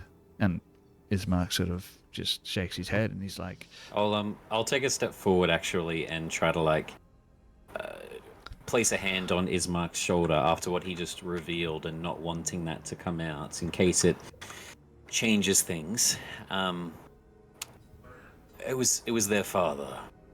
The previous burgomaster had a habit of interfering with the Dark Lord, attempting to keep the city out of their hold. Both of the children seem to have been targeted. Their estate, their home. The previous burgomaster recently passed away, if you're not aware. This seems to just be a vendetta of some kind. I was not aware. Can I get you to roll a deception check for me? Surely the thief rogue is good at deception. It's not what I have. Rogue, what I have. Monk rogue. That's what I meant to say. Yeah, I don't have proficiency in it. I am. Fujin's not smart enough to try to form a lie to people usually, but he cares about Ismark. Natural 20. Thank Hell yeah. fuck. Yeah. Drop that in fucking chat. Natural 20. Get the fuck out of here with that nonsense. God damn it. I love it. I love it. That is amazing. The My God. story wants to be told, Sven. It does. I guess we have to be the ones to tell it. So, natural 20. Boom sauce. I love it. He's like... Hell yeah. sips his wine and he's looking over the rim of his goblet as you speak. And he's like, yes, I guess that makes sense. Ismark the Elder was, of course, a man of principle. He always spoke about, well, how he could help the people of this valley escape the clutches of those who would seek to oppress them. I tried to talk to him, to tell him that those sorts of things would get him in trouble one day, but he was not the kind of man who would so easily be cowed. He was a good, brave man. The valley will be worse off without him. So now you find yourselves here. in Vallaki, seeking my assistance, and I would give it to you eagerly if I could. What do you mean? He looks Are thoughtful you for a second, unable? furrowing his brow, sort of leaning on the altar as he speaks to you. You sort of all sort of gathered around it. Irina's body maybe has been gently placed on one of the pews. And he looks back towards you, Fujin.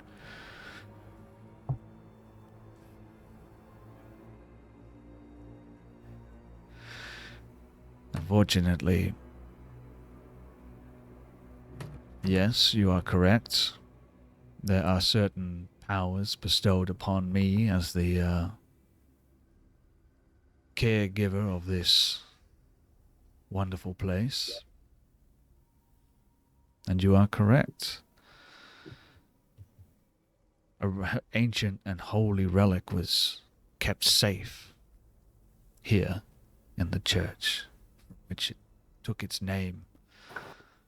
That relic being the bones of St. Andrew himself. And while Was, meaning they are no longer keeping the church safe. You're an astute young man.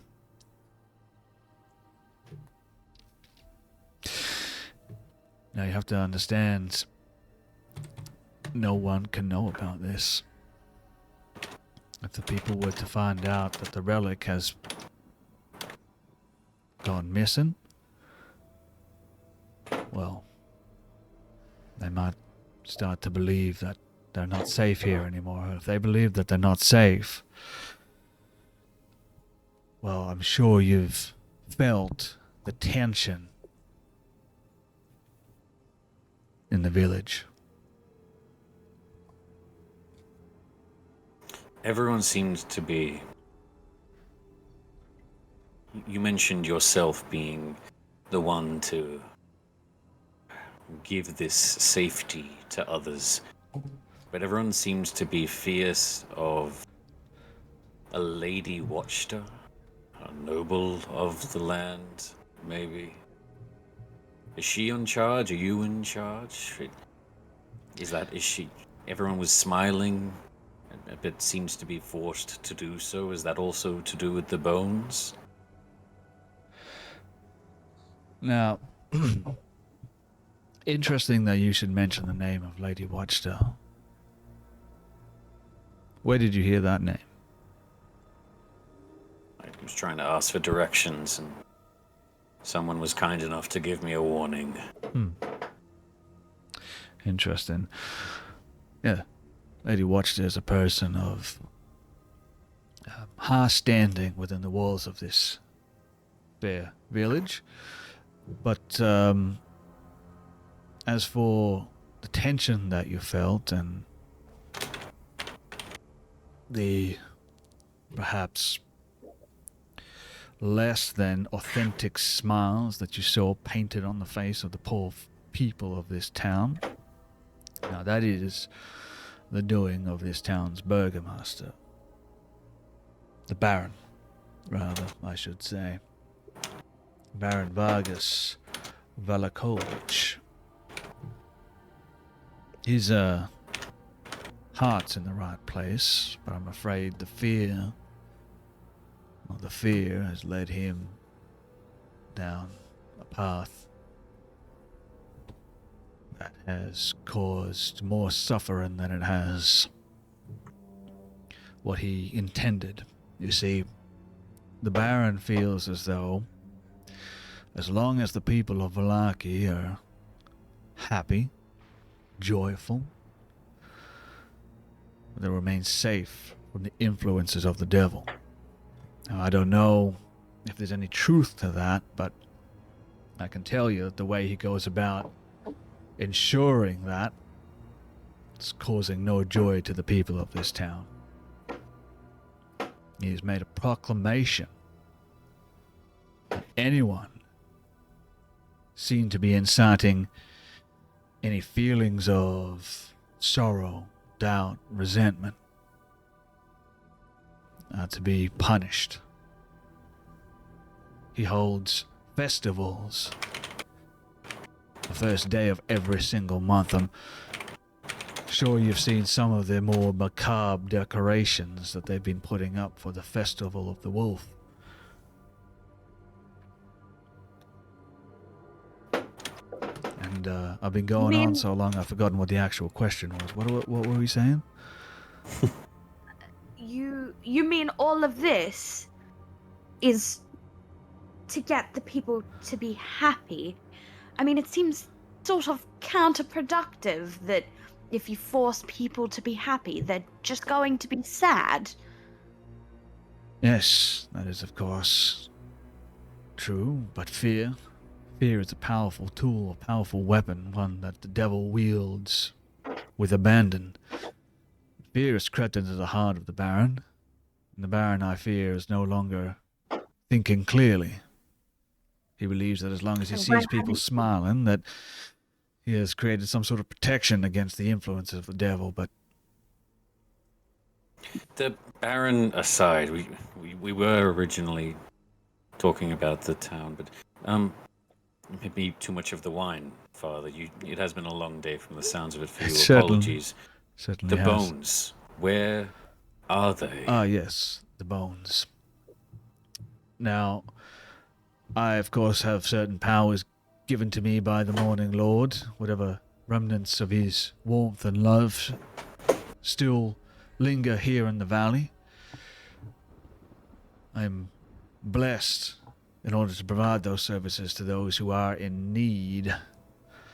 Now, the bones of St. Angel, this holy relic, they served as a sort of beacon for that love, so to speak, empowering me and, I believe, keeping those within these walls safe, as the Baron believes he is doing within the walls of the town itself by forcing people to live against their nature. But recently, as I said, the bones have gone missing. They're kept here, actually. And he sort of takes a step back from where he's standing behind the altar, and he taps his foot on the ground, and you can hear there's like a hollow. I kept them in the safest place I could, right here in the church itself. Kept secreted away beneath the floorboards. There are very few people who know the exact whereabouts of the relic. In fact, as I understand it, there are only 2 people who know of the whereabouts of the relic. Them being myself, of course, and young Yeska, who, and he sort of, with his goblet, indicates towards you, Bill. You had the pleasure of meeting earlier the young boy who was taking the donations from the congregation. He was afraid, and I told him that the bones were here, kept beneath the floorboards, to still his blessed heart and drive away the fear. I spoke to the boy and I asked if he had spoken to anyone else of the location of the bones, and he merely shook his head. Where is the boy now? Like, would he have gone home? The boy will have returned to his home with his brothers. Would he object to perhaps a short conversation? The boy is shy most of the time, wary of strangers.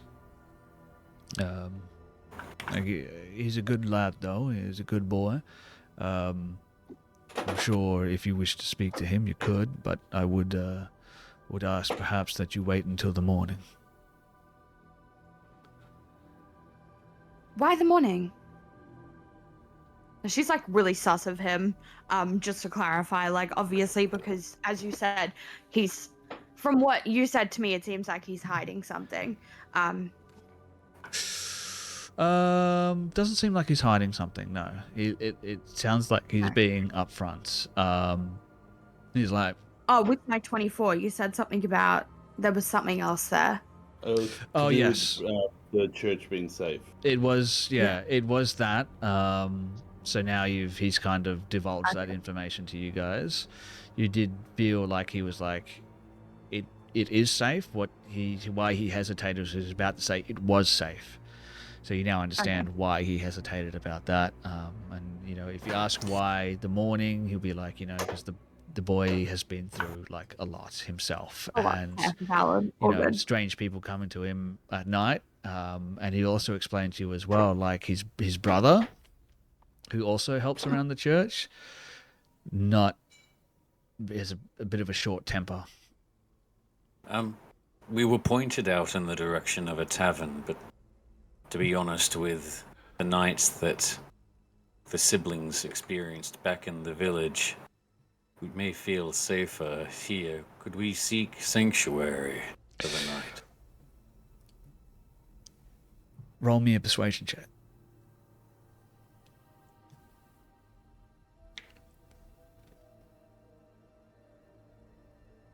Aye, 9.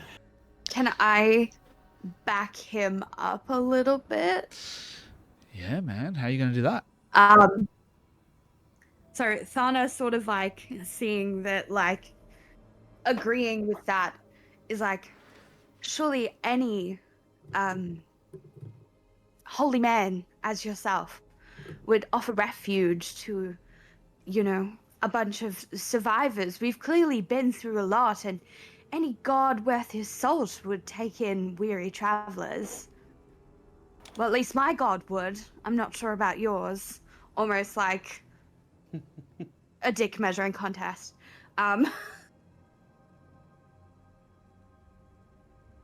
Yeah, no, absolutely. I'll get you to roll a persuasion check, just a flat check of if it's 10 or higher, you can have advantage, Fujin, on your persuasion check.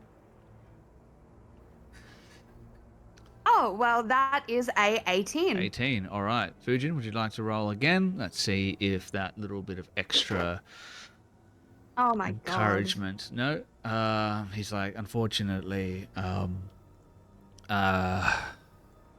this is a holy place, and of course we need to. I'm sure you understand, as a person of the cloth yourself, follow certain scripture that is passed down to us from our God, and to go against that scripture would be go against everything that we have been taught. And maybe you start to think a little bit about the fact that you cast healing magic. But he will say, like, but the tavern that you spoke of, the Blue Water Inn, I can vouch for the Martikovs, the family that run the place. They are good people, and you'll find safe and comfortable lodgings there within the tavern. Okay, I'll give an understanding sort of nod. Well, I don't want to take up too much more of your night. It's already late. I do appreciate it.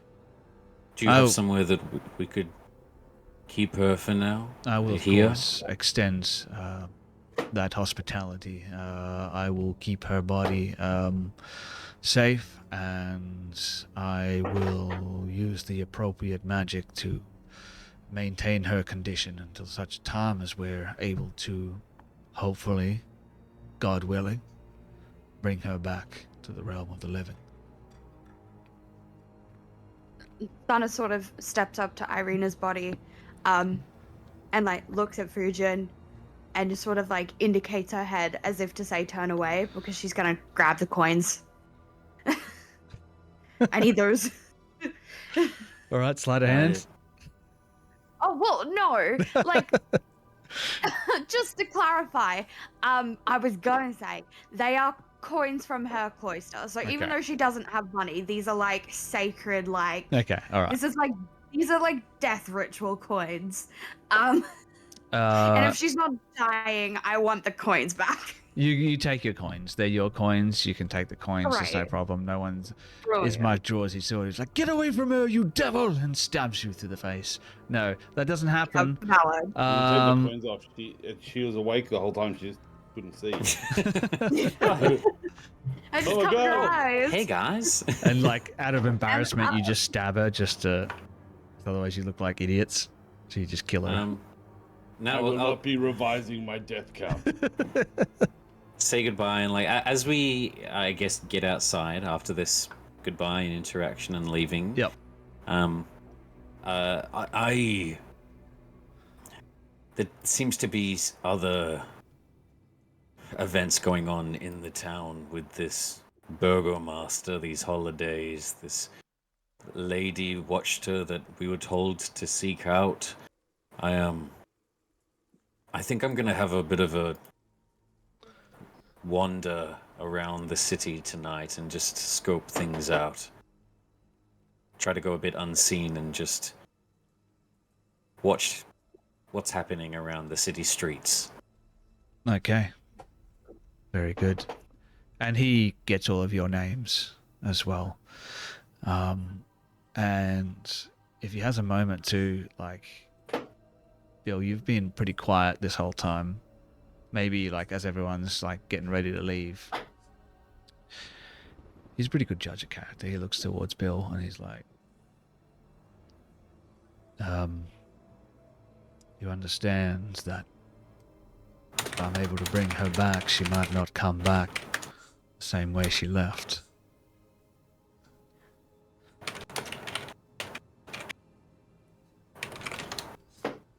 Death leaves an immeasurable mark on a person's soul. Still to Bill. I think Dan stepped away for a second. Oh. He's like, you're an awfully quiet young man, and I certainly appreciate that. Anyway, he says that, and you guys pack up and you start to go. Oh, actually, before we leave, sorry, at the risk of... Am I allowed to ask a question? Yeah, he was already halfway undressed, but you may ask a question. Great. By the way, just shit. before we go, Yes. put your pants back on. Yep. My apologies. So, What, me? just out of curiosity, Father, she sort of like rolls her eyes. Yes. Do you, at times, have trouble contacting your mourning lord? And she sort of makes the inverted commas bunny ears. And he makes the sign of the sunburst over his heart, over his chest. And he's like, I don't directly commune with the Morning Lord.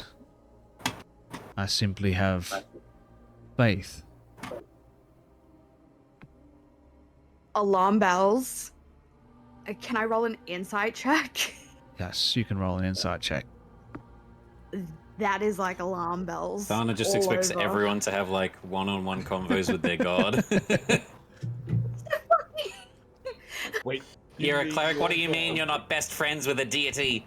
Your god Sus. didn't come to any of your birthday parties. What do you mean? He didn't breastfeed you? That's fucking weird. So when you went ice skating, who caught you? Oh look, I'm You didn't willing. make pottery together. I'm willing He to. didn't sit behind you. I'm willing to play this out and see where this is going. With that insight check, give you a little bit more of an idea. Okay. That is a 18. 18. He seems. 18. 1-8. He seems again genuine. Give me a religion check. Great. I will gladly do so.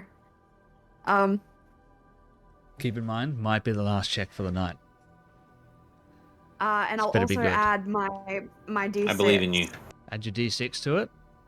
And my your D6. D6. Already loving this system, by the way. Oh, Sven, it's such a good idea. Oh, thanks, other Sven. Appreciate it. 14, 15, 14, 16, 17. Oh, 8. Yeah, whatever that is. 18. 18. 18. I know how to do count. I can math. 17's pretty good. You think back to your first, all the way back, the first day you arrived in Barovia, the death house, the haunted house.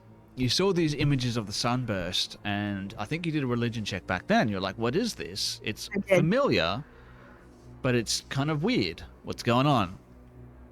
And you realize that this is a very archaic, old version of the worship of Lathander before he was given the name Lathander.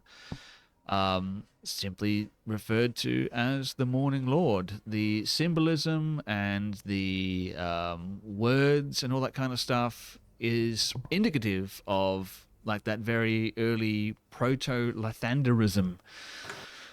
Almost as if these people Sven said dick. Ha were ha. taken from a bigger whole, and they have evolved this religion almost secularly from everyone else.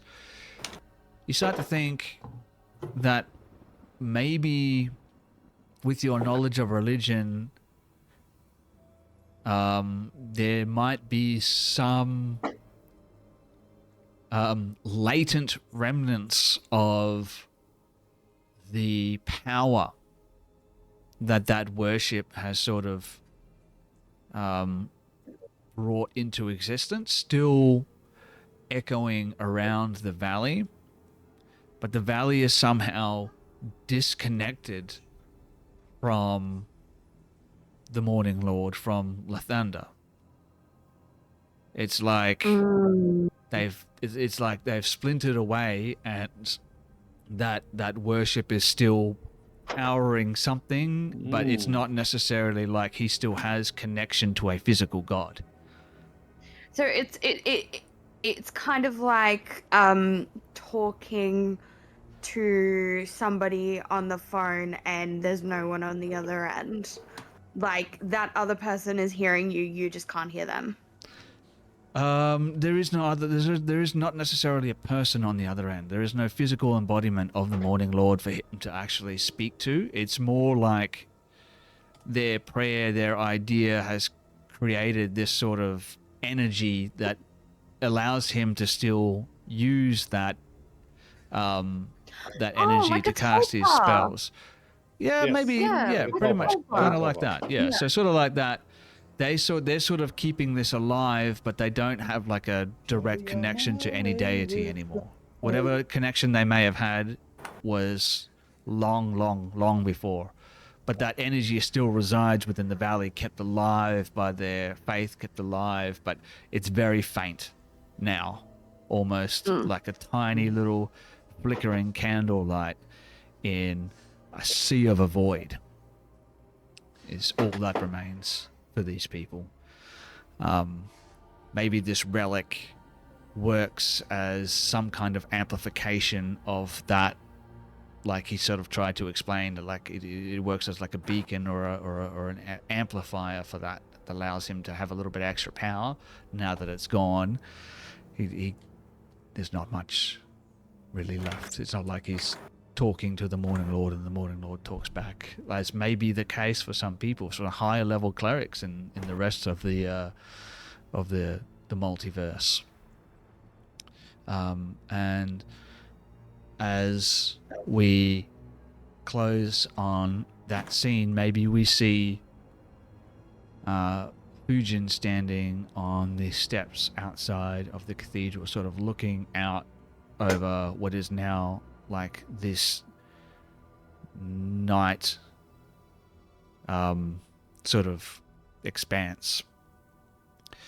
You can't see the stars But in the distance, you can see the distant flashing of lightning, and silhouetted by those flashes, you can see just the very edges of your vision, the tallest of the spires of Castle Ravenloft. And we cut away from that scene, and we can hear thunder rattling across the spires of the castle as rain lashes against the stained glass. In the flicker of lightning, a grey-skinned elf strides through a corridor, his boots echoing on the cold stone. The air is thick with distant screams that seem to grow louder as he approaches, as if this man was somehow a beacon of suffering souls. The chapel doors creak open under his hand, groaning like the castle itself resents his intrusion. Inside, the air is heavy with incense and decay. Each flash of lightning paints the vast chamber in silver and shadow.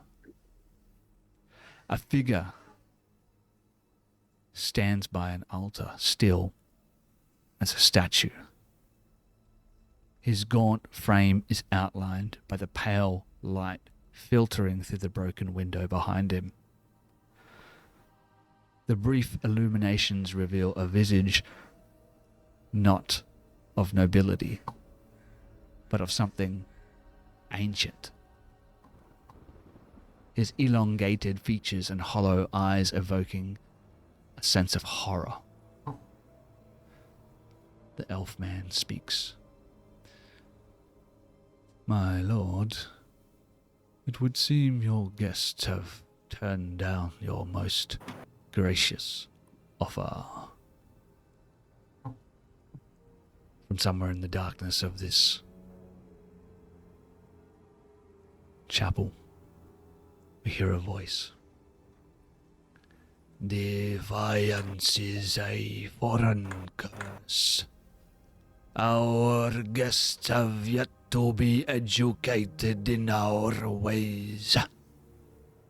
I will show them why one does not turn down an invitation from the master of the land. The elf turns, as if he's about to leave, but he pauses at the threshold, rain dripping from his cloak. My lord, our spies have delivered yet another report of a dragon sighted within the valley. The elf pauses, weighing his next words very carefully. Could it be that Argynvost has indeed returned? Argynvost's bones still decorate the corridors of this castle. His soul scattered into the winds. This interloper is just another pawn of those who covet our domain.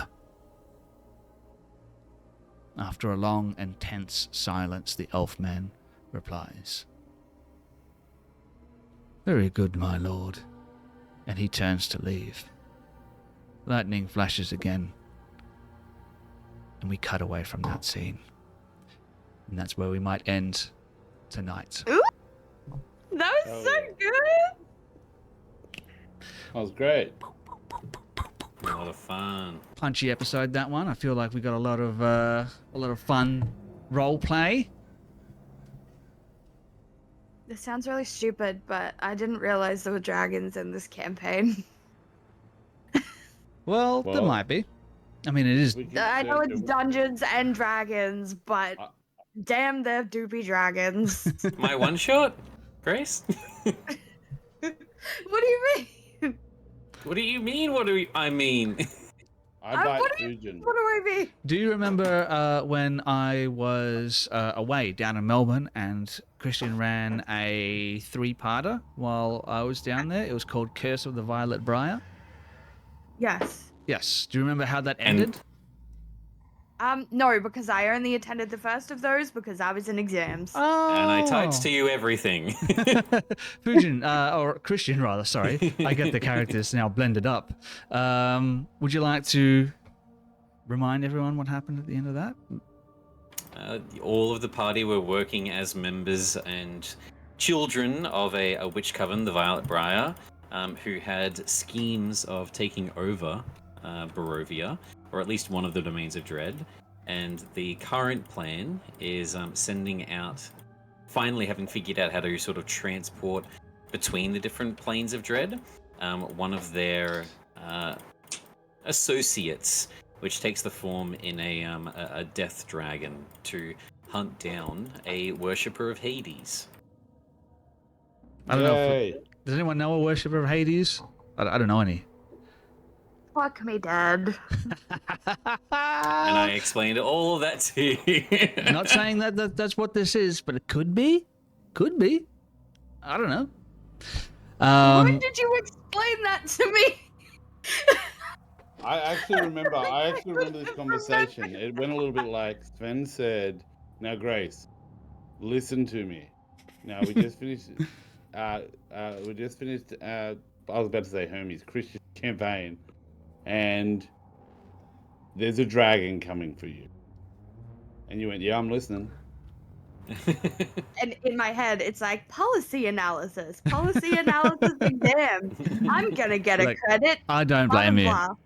It was a while ago. And hey, I'm not saying necessarily that's what I'm talking about here. I might be setting up something else entirely. But there were little nuggets of information. I have to go back to watch that stream. Sprinkled here and there for you guys. I wasn't sure if I was going to be able to run tonight's episode on account of my migraines and such, but I am kind of glad that I did, because that was a fucking great episode. It was great. Nobody attacked anyone, so can I just attack Christian quickly? Yes. Roll to hit Christian. Go on. Yeah. Go. Awesome. Attack Christian. My AC No, is I'm 8. Actually, I'll make it fair. He's a monk. I'll throw something at him. In real life, that's gonna hit me in the face. All right, 19. Yeah, Christian dies. 19 to hit and a whopping 4 damage. He had 2 hit Try and points. stop that monk. Christian had 2 hit points. Christian's dead. Now we need to find a new person. Great. I think he has to roll a 1. I do appreciate everyone joining us tonight. Gladiator, saw you in the chat. We appreciate the support. Sorry, it's getting late and my brain stops being able to think of English words. Or words in any language, actually. We'll be back again, of course, next week, same time, Thursday night, 8:30 p.m. or 8 p.m. Australian Eastern Standard Time, somewhere between then. Before we go, make sure, in the meantime, you check out tabletopaudio.com. All of the ambience that you heard in tonight's episode, and every episode for that matter, comes from tabletopaudio.com. If you're running a game at home, whether you're a player, a DM, or something like that, especially if you're a player, surprise your DM. Be like, hey, you know what? I'm going to run some ambience for the game tonight. Get you guys extra immersed. I'm sure your DM will appreciate it. So check out tabletopambience.com. And of course, make sure you check out our affiliate partner, fruitbowldice.com. You have something you wanted to say, Mod? Nothing. Oh, okay. It looked like you did. Check out fruitbowldice.com. Make sure you use the affiliate code Crit and Miss and or Sven is awesome at the second page of checkout to get a free gift. They got some cool new stuff. They have advent calendars coming out. Perfect Christmas gift for all of your nerd friends. Unless you're a real nerd like me and you don't have any friends, buy the advent calendar for yourself. Buy 6 or 7 advent calendars. I get a little bit of kickback from every purchase that you make with that affiliate code, so I certainly appreciate it. Every dollar I put back into the channel. So yeah. And they're amazing local company making amazing local company shit. So cool. Anyway, and we'll be back again as well next week, Tuesday night, 8 p.m. Australian Eastern Standard Time for the next episode of Vecna Eve of Ruin, which is always a blast. Good night, everybody.